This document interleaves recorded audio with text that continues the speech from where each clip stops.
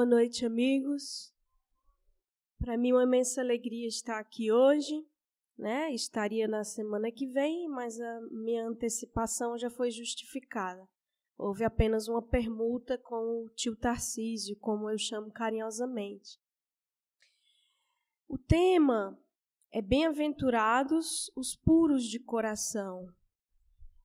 E, curiosamente, enquanto o Chiquinho lia a mensagem, enquanto o nosso irmão fazia a prece, nós estávamos ali sentados e pensávamos como a espiritualidade é sábia e intervém no plano físico, não é? Na materialidade, mais do que supomos ou detectamos, porque o tema eu passei agora para o Chiquinho, não é? Ontem o tio Tarcísio pediu, você pode trocar? Eu disse, posso, desde que eu troque também o assunto. Porque o assunto que eu iria falar na quinta próxima, dia 31 de agosto, vícios e virtudes, eu explicando para o tio Tarcísio, é um assunto muito filosófico para que eu prepare em apenas 24 horas. A minha rotina de trabalho e de demandas no meio espírita não tem sido grande, então eu não tenho tempo de preparar em 24 horas. Teria se fosse na semana que vem. Me agendei para isso. E ele disse o título do tema dele, envolvendo a música, e eu disse, tio, eu não sei falar sobre isso. Então, você conversa com o Chiquinho e explica que eu troco, desde que ele me permita uma temática livre, porque aí eu falo de algo que eu já venho falando em outras casas, palestra pronta que eu já tenho. Diga que é um tema livre, se pode ser. E aí também me permitir, nessas 24 horas, que a intuição aflorasse e falasse, para que eu, quando aqui adentrasse, dissesse, é esse tema. Já pela manhã eu imaginei, vou falar sobre pureza de coração, o tema que falamos no Lar de Clara há pouco tempo. Qual é a curiosidade, o curioso que nos surpreenderia se não fôssemos espiritualistas? Mas, em sendo espiritualistas, espíritas especificamente, nós sabemos que a espiritualidade ela interage conosco, os espíritos interagem conosco. Os espíritos inspiraram a escolha da temática. Os espíritos inspiraram a mensagem. Vocês perceberam que pureza de coração está intimamente ligada com essa mensagem do Emmanuel, que fala do alimento que se deve dar ao coração? Né? Nós vamos repetir aqui os dizeres iniciais de Paulo, do Novo Testamento, epístolas paulinas, porque nos chamou a atenção. A mensagem, o benfeitor Emmanuel intitulou Nutrição Espiritual. E o versículo da carta de Paulo aos Hebreus é: bom é que o coração se fortifique com graça e não com manjares, que de nada aproveitaram aos que a eles se entregaram. Quando nós prestávamos atenção a essa leitura do Chiquinho, imediatamente, puxa vida, nós, na condição de seres reencarnados, quantas vezes o nosso coração prefere, né, aqui o coração simbolizando o nosso sentimento, o nosso interesse mais genuíno, que vai muito além da razão, as nossas preferências. Quantas vezes nós preferimos esses manjares mais grosseiros que a materialidade impõe e sugere, em detrimento, né, em prejuízo da alimentação mais sutil, da alimentação real, que é a espiritual. Nós vamos explicar. Se está parecendo obscura a mensagem para alguns de vocês, nós vamos explicar. Que tantas vezes a vida na Terra nos suga os interesses, os minutos e as horas, e nós voltamos à nossa prática cotidiana do dia a dia, das semanas, dos meses e dos anos, completamente para atender às metas, que são importantes, mas não são as mais importantes, da existência na carne. Todos nós que somos adultos aqui sabemos o quão difícil é administrar o tempo, não é? Embora saibamos que somos espíritos em uma experiência carnal, não é? E não pessoas na carne buscando experiências espirituais, a nossa fonte primeira, a nossa origem primordial é a condição de espírito que somos. E estamos momentaneamente encarnados nessa ou naquela conjuntura. Estou mulher, Chiquinho está do sexo masculino. Estamos em condições, estamos brasileiros, mas a nossa essência é espiritual. E como o mundo seria completamente diferente, todo o mundo, planeta Terra, se cada um dos seres que habitamos esse planeta vivêssemos a partir do paradigma do modelo espiritualista, do espírito que somos, e não da condição hominal, né? Hominal aqui, gênero humano, que estamos. É disso que fala o versículo paulino. O coração, simbolizando o sentimento, a essência real de todos nós, amorosa, espiritual, necessita de alimento. Tanto é que Emmanuel intitulou a mensagem Nutrição Espiritual. Nós precisamos nutrir a nossa alma do alimento de que ela necessita, o nosso coração, o nosso ser, para que tudo o que diga respeito à condição passageira, material, seja vivenciado de forma edificante. Isso é a pureza de coração. Mas, na realidade, não intencionávamos iniciar dessa forma. A mensagem do Emmanuel nos suscitou essas reflexões. Na realidade, quando nós pensamos nesse tema, foi porque indagávamos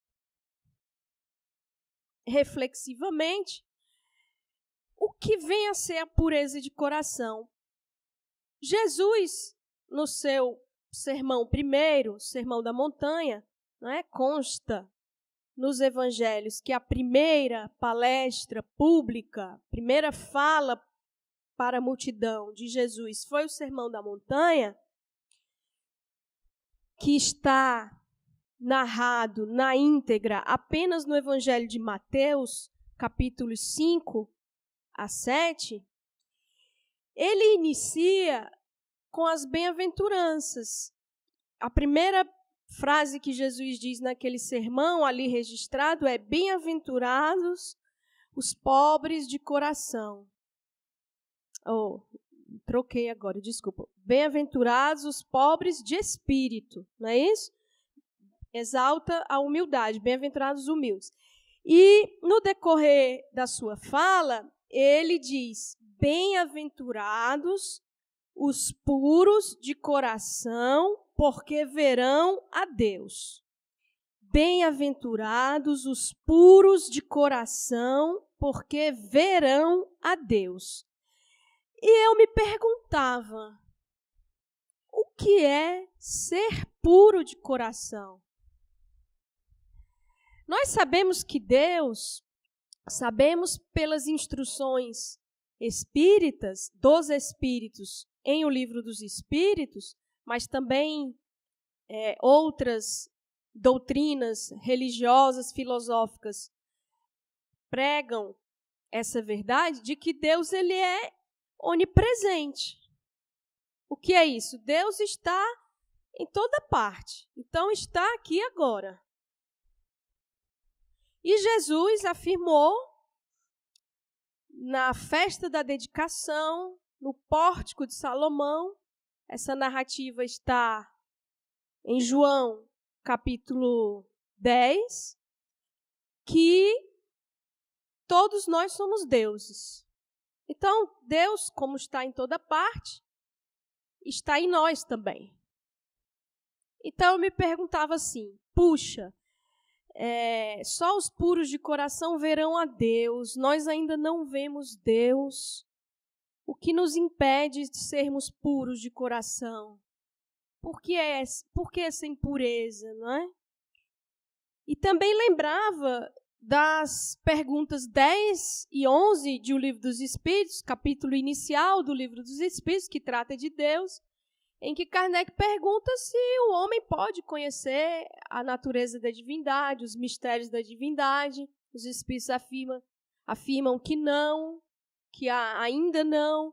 A pergunta seguinte é se um dia, a 11, será dado ao homem conhecer os mistérios da divindade. E os Espíritos dizem, no dia em que ele estiver purificado, né, limpo do que embaça a visão, essa é uma expressão minha, não dos Espíritos, ele o verá e o compreenderá.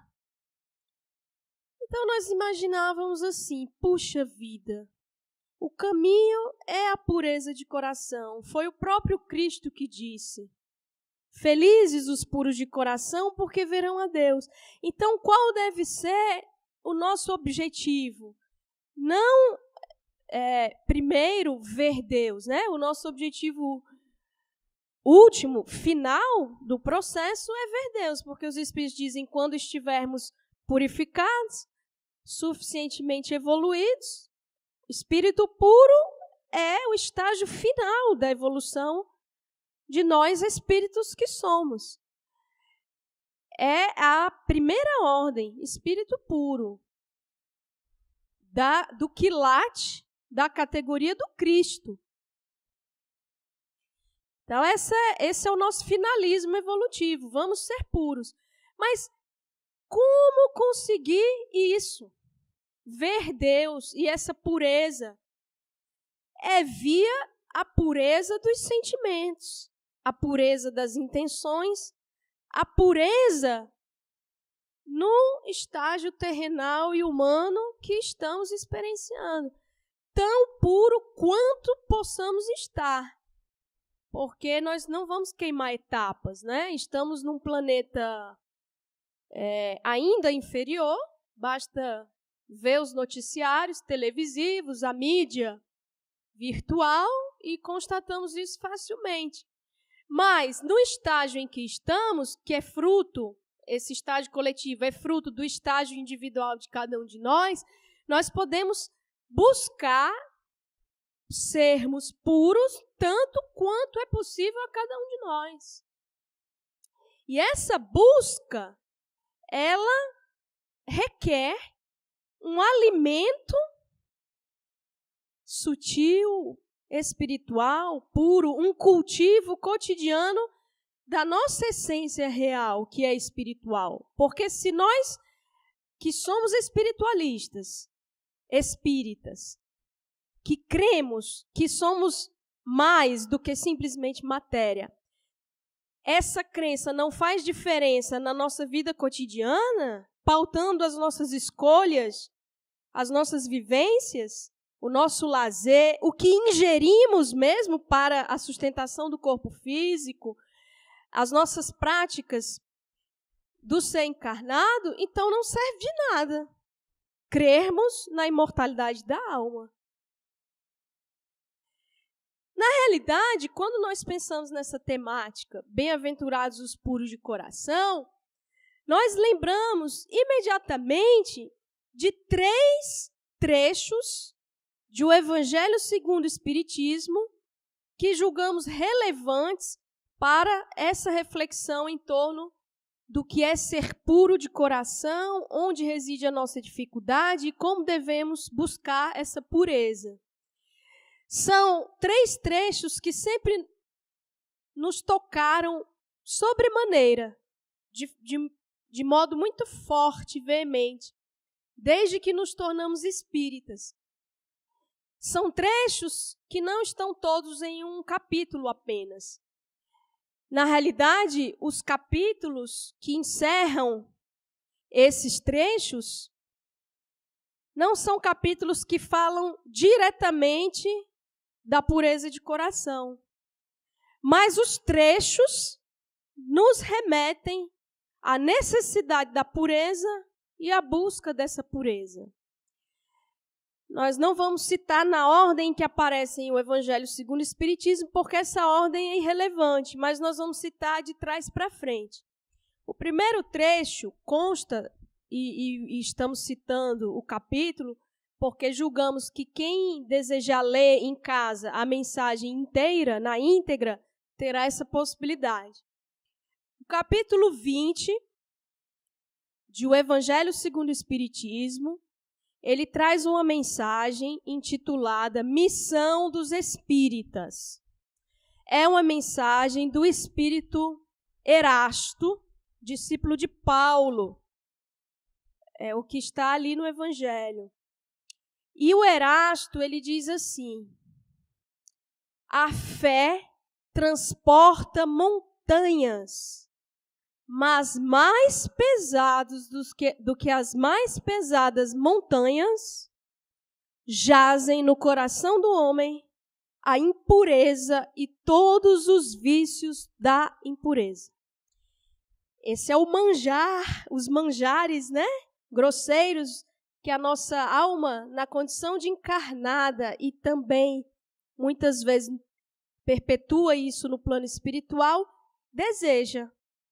Alimentos grosseiros, porque quantos desencarnam e o objeto das suas buscas frenéticas era, por exemplo, o sexo, a drogadição, o egoísmo, a avareza, o apego exagerado aos bens materiais, e aqui por bem materiais entendemos não só o dinheiro, mas também as situações materiais do status que usufruía. Nós vemos na literatura espírita desencarnados que ficam colados aos bustos das praças, porque eram políticos famosos ou seres homenageados pelo modus operandi terrenal, ficam ali o espírito jungido àquele busto de praça por séculos, apegados à função que exercia. Meus amigos, a fé transporta montanhas, mas mais pesados do que as mais pesadas montanhas jazem, dormem, aspas, né? Jazer, é bem o termo que se usa para aquele que desencarnou, né? Nos túmulos, aqui jaz, né? Então, jazem no coração humano, nos nossos corações, a impureza e todos os vícios da impureza. Então, o que é que nos impede de vermos Deus? Segundo Jesus no Sermão do Monte, segundo os Espíritos, nos itens 10 e 11 do Livro dos Espíritos. As impurezas que carregamos. E essas impurezas, elas, claro, cada um de nós que veio aqui hoje buscar alento para a sua dor, estímulo para a sua vida, esperança, consolação, deve perguntar-se quais as impurezas que eu carrego. Essa é a pergunta que nós devemos fazer. O que é que me impede de sentir Deus, de aproximar-me de Deus? Porque quando Deus for a meta primeira da nossa existência, percebê-lo, senti-lo, viver pautados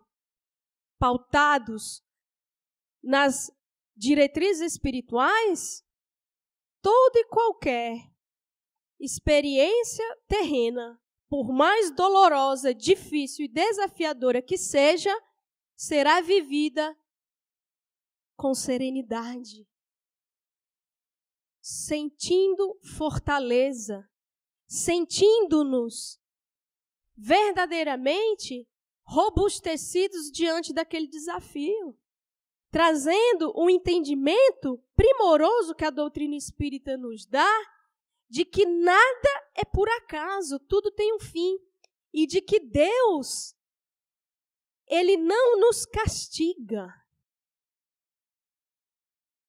de forma cruel, sádica.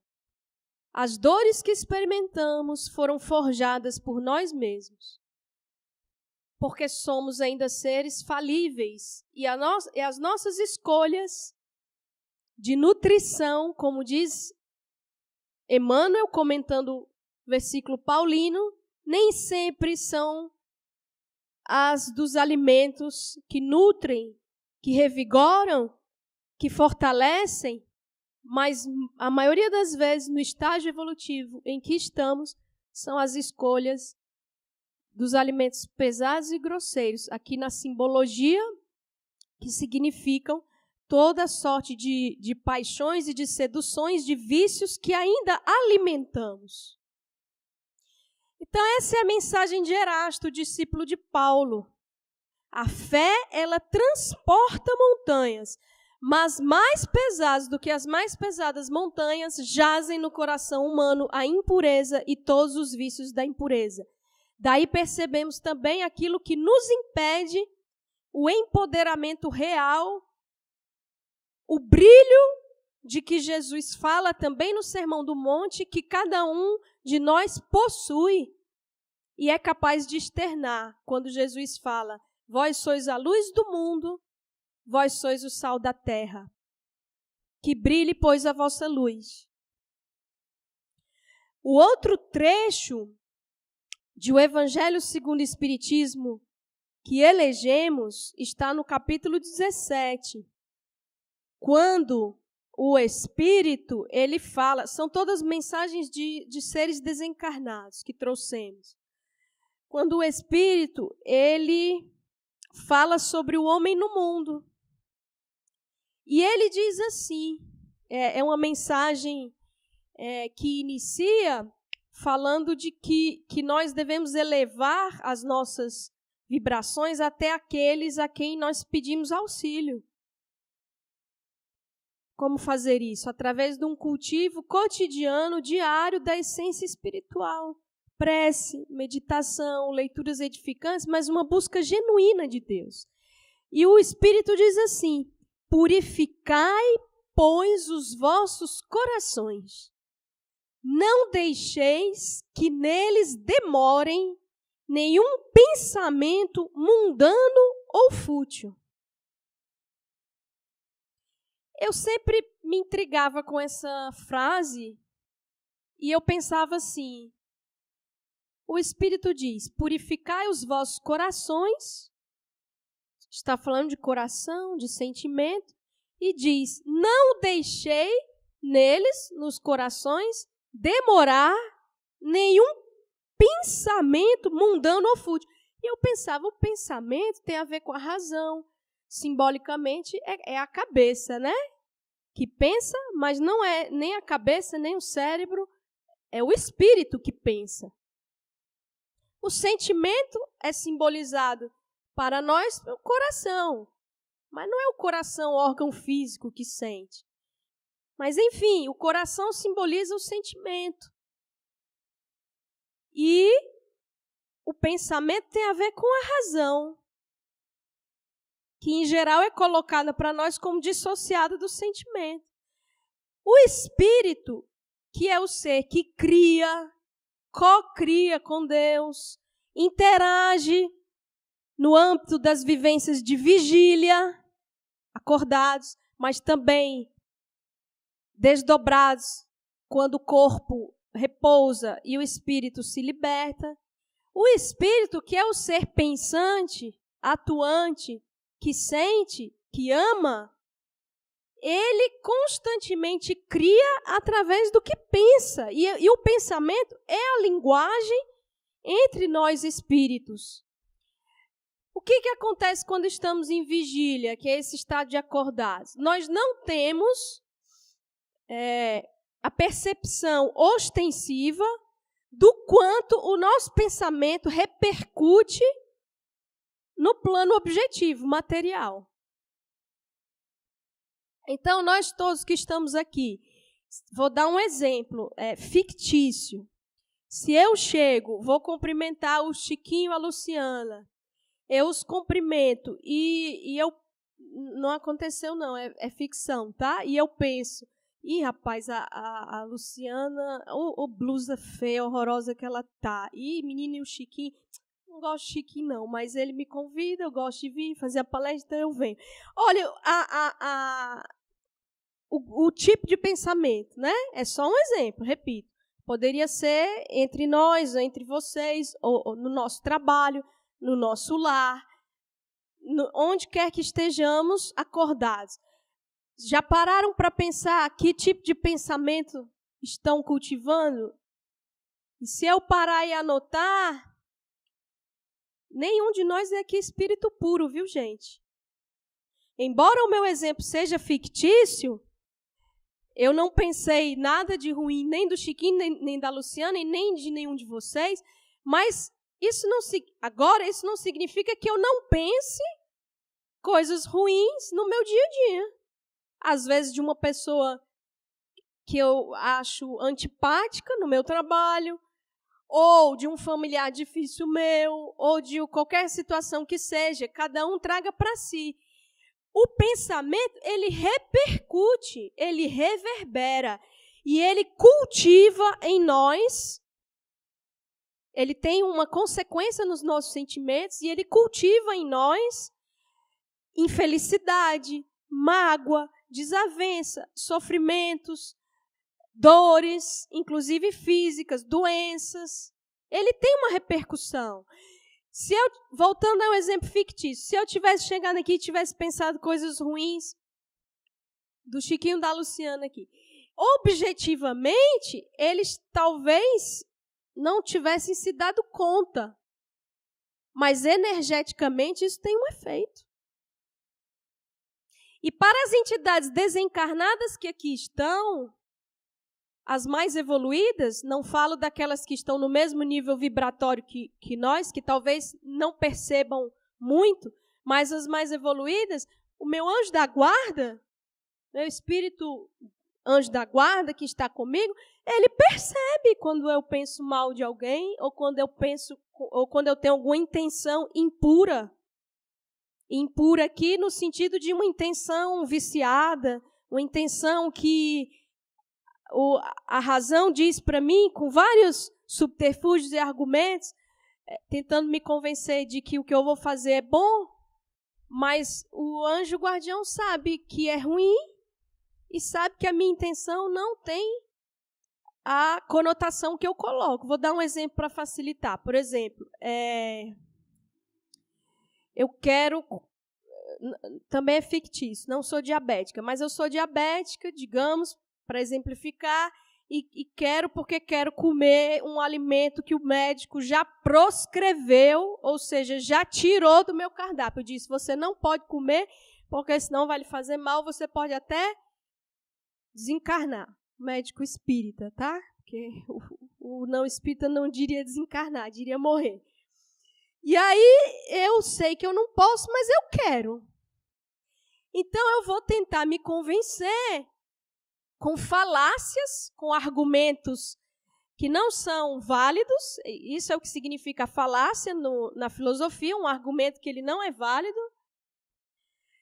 E eu vou dizer para mim, não, mas ele disse, o médico, dizendo comigo mesmo, o médico disse que eu não devo comer, que eu corro risco de desencarnar, mas isso aí ele disse só para me assustar. Uma vezinha ou outra não faz mal, não. E aí eu vou e como, mas só que não é uma vezinha ou outra. Cada vez que eu quero comer, eu digo isso para mim mesma, e eu vou comendo e tal, e de repente eu tenho um problema e acabo desencarnando por consequência dessa teimosia. Então, meus amigos, o pensamento, ele repercute, ele cria, ele convence-nos, muitas vezes de forma equivocada, daquilo que a gente quer fazer, sabe que não é bom no íntimo, mas aí o pensamento, ele pode criar, gerar e cultivar uma condição de afeição, de amizade, de simpatia, de nos motivar a crescer, a florescer, a brilhar no sentido não humano das glórias e dos holofotes, mas do brilho divinal que Jesus nos lembra que temos, que é a nossa luz que deve brilhar no Sermão do Monte. Como conseguir essa pureza de intenções, de realizações e essa faxina nos pensamentos e nos sentimentos? Como limpar e purificar o nosso coração?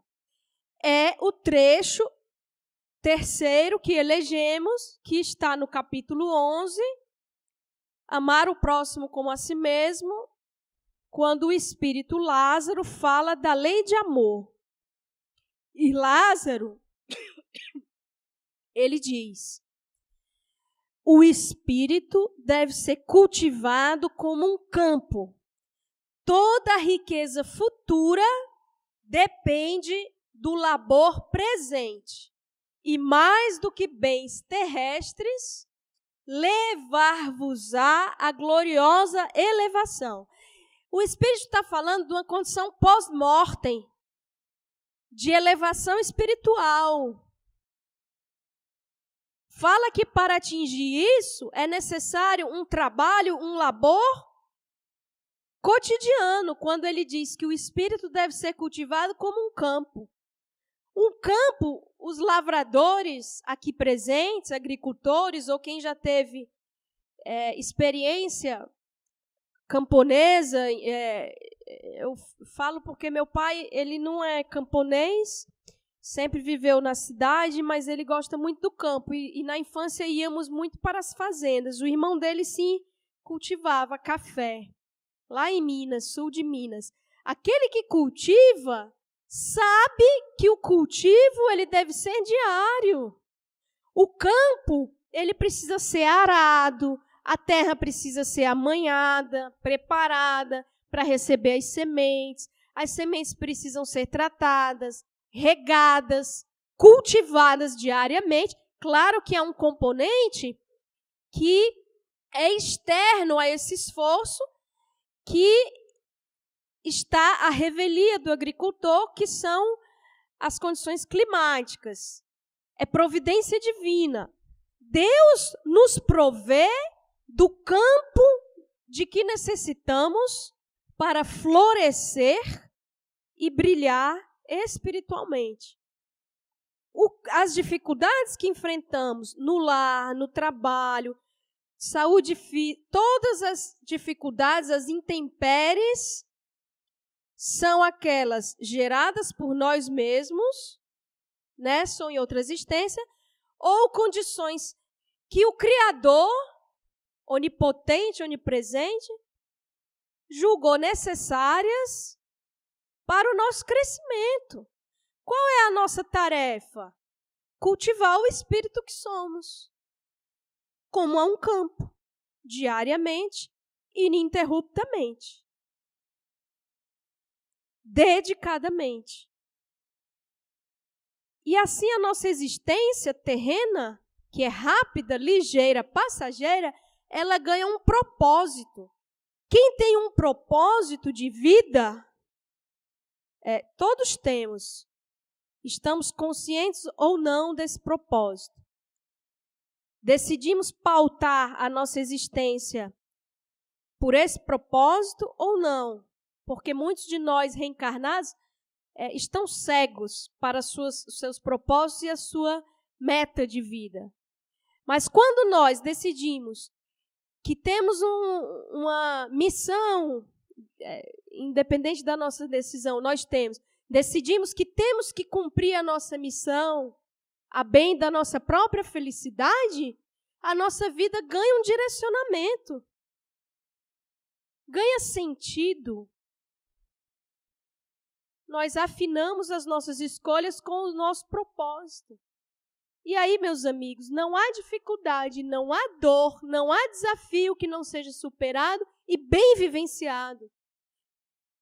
As oportunidades em que cada um de nós vamos extrair aquilo que nos serve, que nos edifica e nos faz crescer e florescer. Essa é a função da dificuldade. Não é para nos deprimir, para nos aniquilar, para nos enfraquecer, para nos desesperar, para nos tresloucar. Não.